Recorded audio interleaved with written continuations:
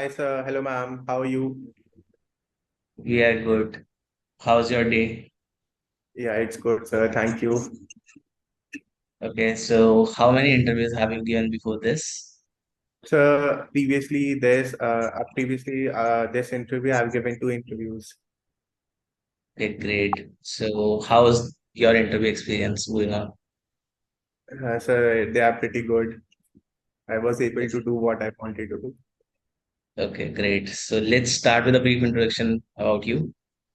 Sure, sir. So strongly adhering to the meaning of my name, that is Lord of Warriors, I, Dushyant Gupta, is hereby applying for a PGDM course in IIM Visakhapatnam. During my formative years, my mother and my father have always inculcated the value of education within me. That's why I always strive to work hard, whether it's academically or in extracurricular activities. So I have 3 years of work as a team leader in Premium Education Private Limited, where I was working as a middle manager and was responsible for managing the day-to-day activities, training, and various activities of the employees. And I have handled approximately 500 vendors within my belt. Apart from this, sir, my hobbies dance, drama, painting, and I have won various national awards, district level awards, and state awards in these hobbies. So, in the pursuit of my career goals, I always try not to left any stone unturned, whether academically or in extracurricular activity. Sir, any part of my profile that you want me to highlight? So I have one question regarding this. You have introduced like you are applying for the PGDM program. So do you know that this is a PGP program, not a PGDM program? Sir, maybe I have mistakenly spoken out. I meant to say that PGP program. Sorry for that. Can you highlight some of the difference between PGDM and PGP program? Sir, PGP program is the postgraduate program, and the PGDM program is basically like it's the same for me, I guess. But the PGDM from is experienced professionals. So, do you know the IM Act, which is being enacted only because there's a difference between PGDM and PGP program? And just because we have to allocate the degrees to the student, there is so much efforts in this, efforts we have put in, and it is same according to you. Can you highlight some of the key features of the IM Act because you are interviewing for one of the IMs? Anything you know about the IM Act? Year Sir, in I am which act- in hmm. Sir, I am act was to actually basically declare some institutes of management to be the actually the institutes of national importance, which can cater to the day-to-day, like which can cater to the recent business needs, and they can build strong business leaders, which can be an asset to the company and to the country.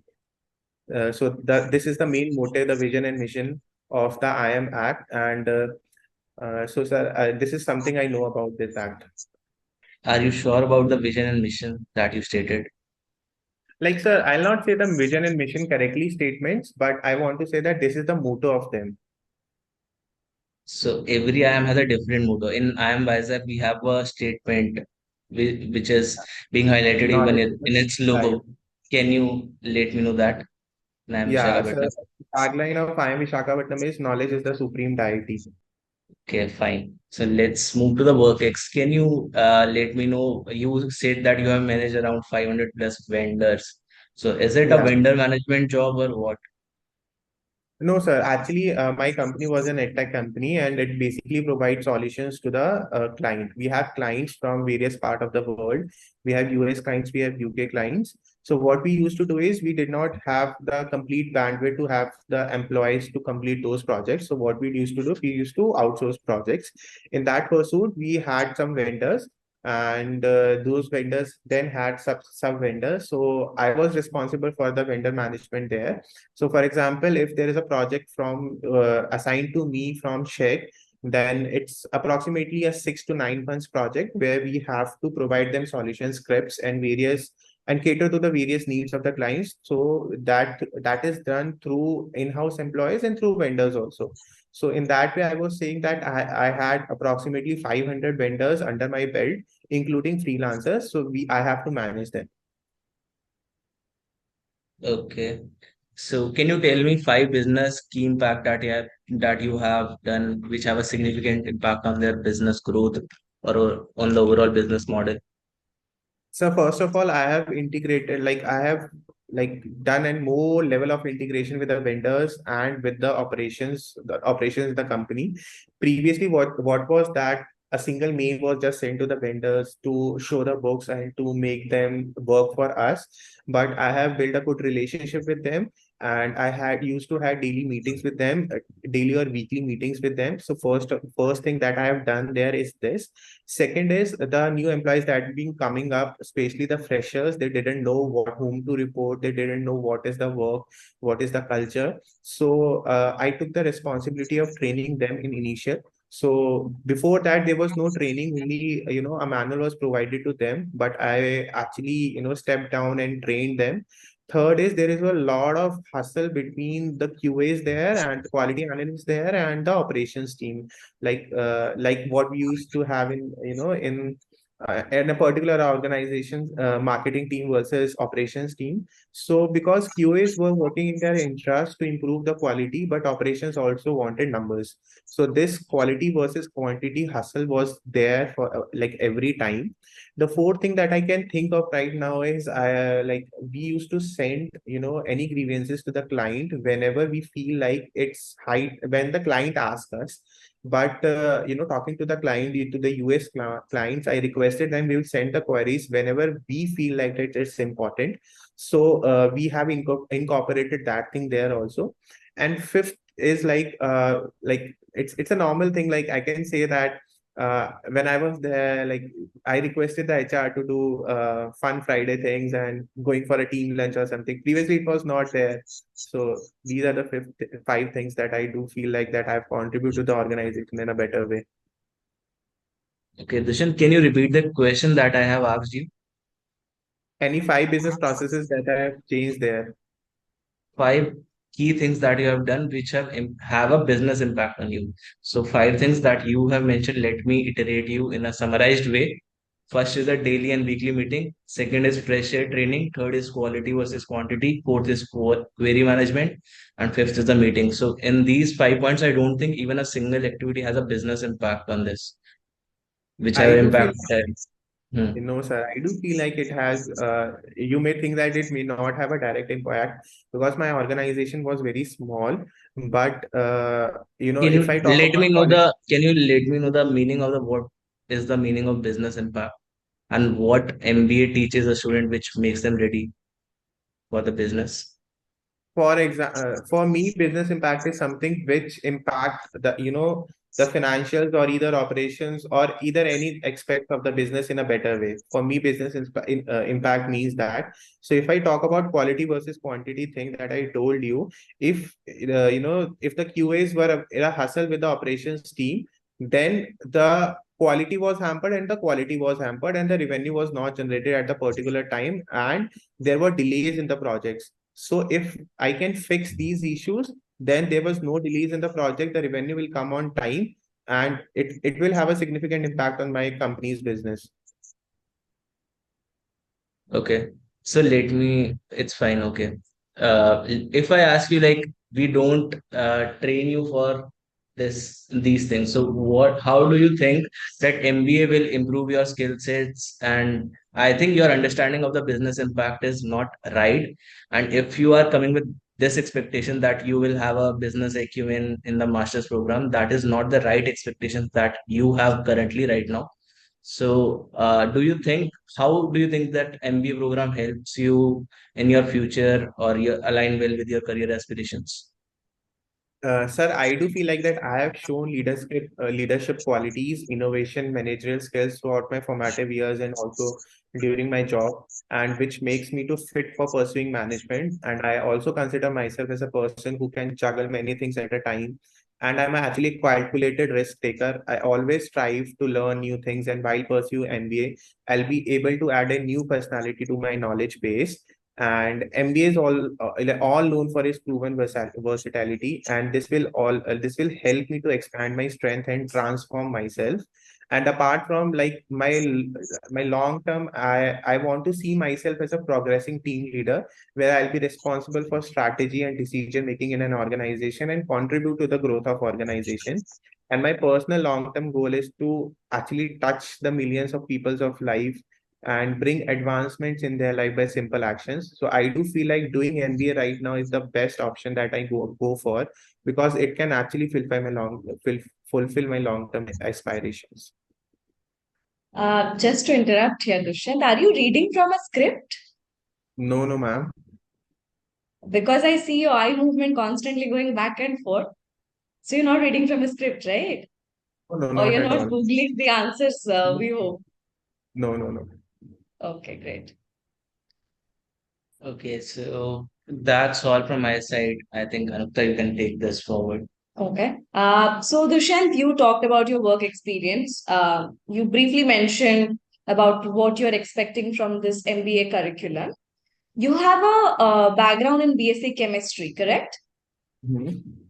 How do you think coming from a BSc chemistry background, MBA is going to benefit you, or it's how does this align with your future goals? Coming from what background, educational background you are? Well, ma'am, I do feel like that my background education actually can enable me to do better while pursuing MBA. I have, through my scientific background and science background, I have got the rational skills. I have got how to deal with failures while working in chemistry labs. I know how to approach things in a different way.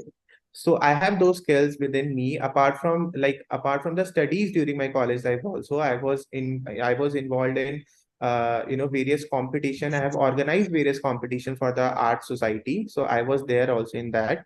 So I do feel like during my graduation time and plus my experience in my life and all my formative years experience, I can be suited for doing MBA. Okay. So have you like, do you have any knowledge regarding, if I ask you about any drug for any particular disease?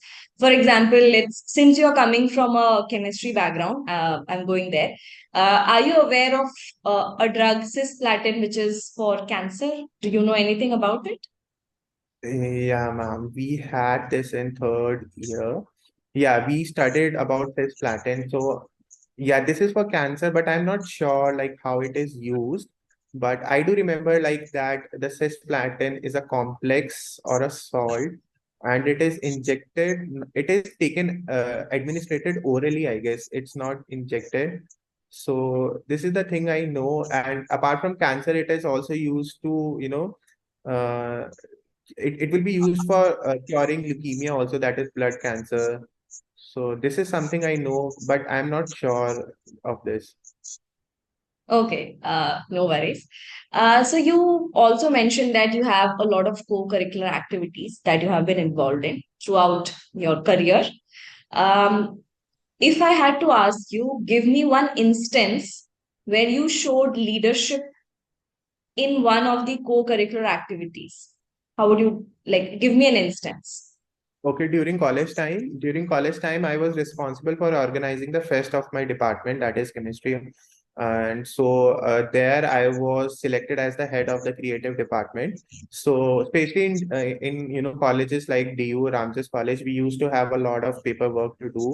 We actually, we used to decorate a lot of doors, the gates of the college, and all the hangings we made.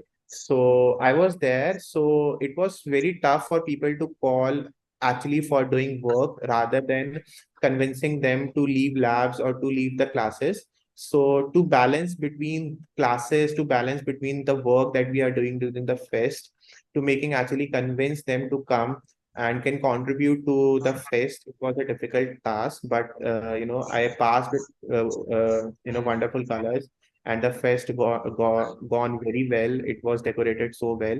So I do feel like in the college time, I demonstrated the leadership skill the best at that time. So, in your perception, a definition of a leadership or a leader should try to engage people more. Is that your idea of a leader? I do feel like leadership is to influence people or to persuade people. For me, leadership is that to persuade people to achieve a goal or to come together and to do work together. For me, leadership is that. So in that context, I'm talking here about that thing. So when you are talking about this goal, a leader should push everyone towards a goal. Is it your goal? Is it their goal? Whose goal are you talking about? Is the organization's goal? Yeah, it depends, ma'am. Like leadership can be for your personal goal, for the collaborative goal that the people working with you, and for the organization goal also. So it depends on the kind of activity that we are doing. Okay. Maybe you need to reflect a little more on what a leader should do. But yeah, okay, no worries. Yeah, ma'am, that's why I'm coming to do MBA, I guess. I'll get more insight of how what is leadership. Okay, I have another question for you. Are you familiar with the budget allocation that happened? It's very Yes, recent. ma'am. Yeah. Yesterday it came. I read a little bit about it, and I'll be going through it more in more details tomorrow on weekends. I Can you was give like, me like a highlight, maybe 2, 3 points from the budget? the first and the foremost thing that I like the most is that it is the highest sports budget this time. They give the highest sports budget. The government has, incorporations of EV incorporations. They are focusing more on green environment. So the allocation is that on that also. And the tax regime that everyone is talking about, that below 7 lakhs, it's tax free.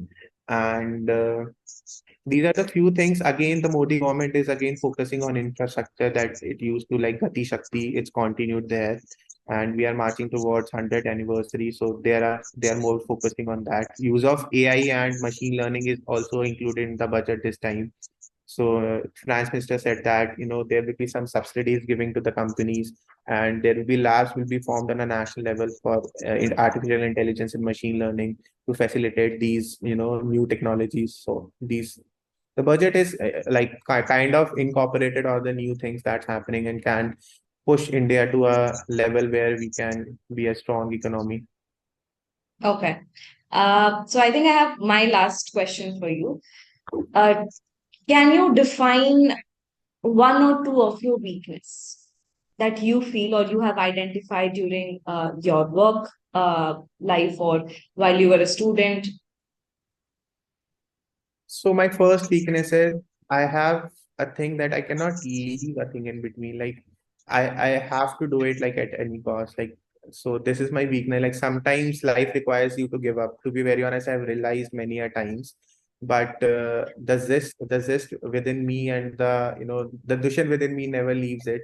So I do feel like that's the first thing that sometimes you have to give up on certain things, either in emotionally, mentally, on relationships or something. So this is the first thing that I do feel like that. And second thing is I'm a little bit aggressive. Not I'll not say aggressive, but uh, I get anger very often. Like previously, one or like I was built like that, but I have reduced it a lot. I am doing yoga, and from the last 2 years, I'm doing yoga, and now I have reduced it to a certain level, like 90% or something. So these are the two weakness that I do feel like that I have, but I'm constantly working on them and improving myself day by day. So your first weakness that you mentioned, that you have a need to uh, complete this a certain task. Do you think that is somehow it has affected your life or your work or your studies maybe? Yeah, like sometimes like that was in more of a personal context, to be very honest. Like sometimes you have to give up on certain relationships and certain relations with people. Sometimes you have to, let's give it up. Like either you are working for them or something. You don't have to always see that in that way that I have to do it. So in that way, I wanted to say that like sometimes it's okay to give up. Like so that's the thing. Okay. Just one last question to you, Dushyant. So this is one analytical question that I want to ask you. So assume that you have got 97 percentile in three sections in CAT. So what is the maximum percentile and the minimum percentile that you can get in CAT? I got 97 percentile overall. 97 percentile in all three sections. You have to tell me what is the minimum percentile that you can get and what is the maximum percentile that you can get. Okay, let me try. So this is two-hour based exam.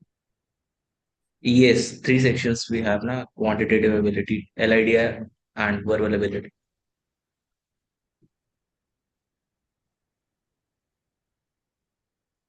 I need to revisit, but I guess the maximum will be 97. How? 97. No, Are you maximum sure? can no, maximum can be more than that. Maximum can be more than that for sure. Maximum can be 100. Maximum can be Okay. 100 for sure. Yeah. Minimum can be, I guess minimum can be 97. How? Maximum is 100. For example, like if I get 97 in VRC, another Give me person will be logic getting for the minimum part. Give me logic. Logic for the minimum. for minimum part. I don't find another logic to get below that, to be very honest. I did like that. And if I'm getting 97 in VRC, that means it's my, like, many people are ahead of me in same in like 3% people are ahead of me, same in LRDI and same in quantitative analysis. So the minimum score that I've got in, like, the worst I can think is that these are the three minimum scores that I've got in the three sections. If I have to calculate the overall minimum percentile. But Okay, the correct answer is 91, but let's see. You can research it, how it's coming and the to maximum 91. is 100, right? Maximum is 100, right? But your minimum answer is not right. Can you think of the logic of the 91? How this 91 is Uh, minimum? I guess 333, the 333 that we are deficit plus 9, so 100 minus 9 is 91. That's right. Okay, no worries. Thank you, Dushyant. It was a pleasure interacting with you. It was nice to meet you and interacting with you, ma'am. So thank you. Okay, great. It was Thank you so much. So coming to the feedback for Dushyant interview, so one time that I felt that could be improved is one of the analytical questions that I asked about. So he randomly says one number like 97 without giving much logic about it. So he should ponder and at least try to go to the right answer.